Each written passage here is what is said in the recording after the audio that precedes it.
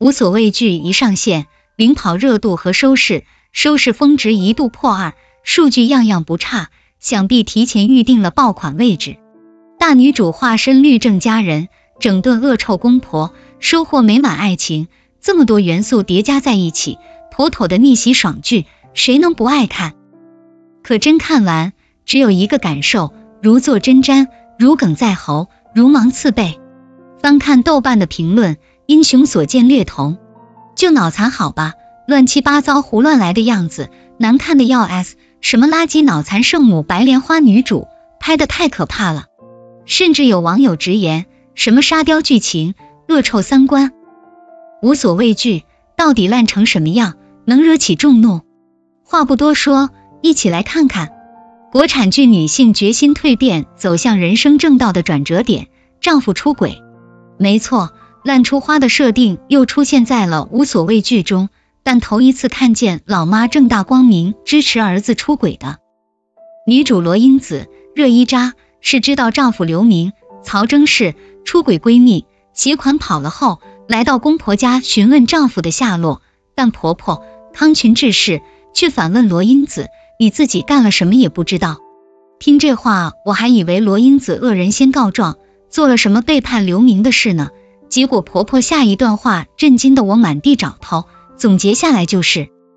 你要丁克，有女孩愿意给刘明生孩子，两人就走了。哇，这是正常人能说出来的话？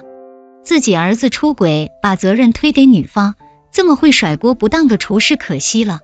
但即使是这样，罗英子还不醒悟，甚至得知丈夫给自己背上 1600W 的债务时，她还不起诉丈夫，就等着丈夫给自己一个解释。这婆婆就够气人的了，女主爸爸更气人。罗英子和刘明离婚的事没瞒住罗爸罗妈，罗英子索性将刘明出轨闺蜜、卷款逃跑的事全都告诉了父母，但没说自己欠债的事。但这些事情足够让罗爸罗妈将刘明拉进黑名单了。不过在刘爸刘妈被迫搬回老家后，罗爸还将老房子收拾出来给他们住。真不理解了女主她爸，就因为我们还算是亲家，给人家跑东跑西的，人家儿子在国外逍遥快活，你女儿被抛弃走上绝路，反而教育女儿不能这么对待老人。迂腐，太迂腐了，就连鼓励罗英子的话语都是，你是法学教授的女儿，别给法律人丢脸了，顾着自己的厚脸皮把法律忘得精光。可算知道女主这圣母的白莲花人设随谁了。女主名下的房产证被丈夫拿走，顾忌体面，不报警不挂失，反而让婆婆家的保姆兰兰路沿其事偷回来，这真是律师能干出来的事吗？甚至长时间联系不到后，刘明打来第一通电话，罗英子还在问为什么，罗英子依旧决定不起诉刘明诈骗，还说刘明人不坏。看的观众估计都要心梗了。而且1月工资5000的他还聘用了一个薪资6000保姆，关键是这保姆也不是什么好人。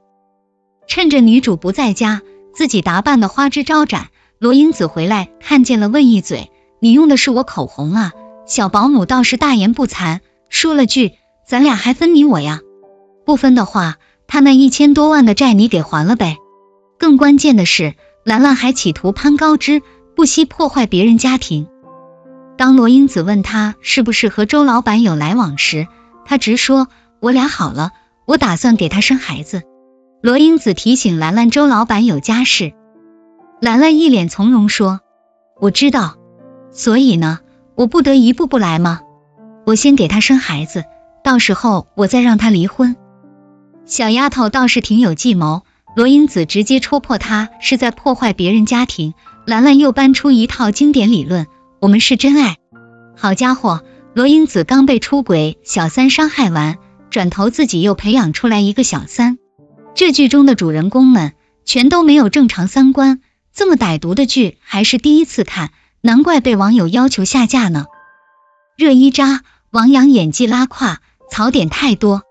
除了剧情离谱、人设奇怪外，无所畏惧中演员的表演也是烂得一塌糊涂。先说女主角热依扎，看了热依扎在无所畏惧中的表演，再对比他在《山海情》中的表现，很难想象他的演技退步了这么多。《山海情》里，水花的一滴泪尽显无助和崩溃，让人见了心碎。可等到《无所畏惧》中，热依扎的哭戏可以用灾难来形容。失踪很久的丈夫突然打来电话，此时的罗英子或愤怒或崩溃，总之这些情绪都是藏在哭戏中的。但热依扎皱眉咧嘴，又扶额又捂嘴，做出擦眼泪的动作，连额头的青筋都暴起，可仔细一看，脸上哪有眼泪呀？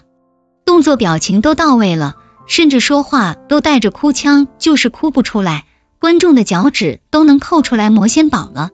而且热依扎在这部剧中全程疯疯癫癫，看上去根本没有律师的样子，让他来演这部剧算是毁了。再说男主角王阳演霸总时一直被夸清新不油腻，可这次演起了律师陈硕，油得不像话了。上班时看见自己的当事人来律所闹事，他在一旁好像看别人的热闹，嘴唇舔过牙齿，留下一地的油渍。在疏散人群时，瞪着大眼睛，带着猥琐的笑容，将手扬起，一副音乐会指挥家的架势，哪里像正经律师。即使在工作时思考，他也不忘用手轻轻抚摸自己的胡茬，好像这些动作没有了就不会演戏了。王阳全程摇头晃脑，1秒钟精心设计800个动作，显示自己演技高超，可适得其反，越看越招人烦。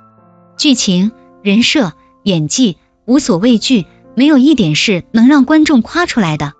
整部剧的设定主打出其不意，创飞所有观众，看这种剧简直是一种折磨。真没想到这是赵东明写出的剧本，看来金牌编剧遇到都市题材也束手无策。剧中主角的演技更是让人无力吐槽，热依扎、王阳的演不出角色本质，即使陈瑾、冯辉这些戏骨足够出彩，也救不了整部剧。眼下无所畏惧还在央视热播，收视率自然不用担心，但口碑似乎已经没有翻身的余地了。你对这部剧有哪些看法呢？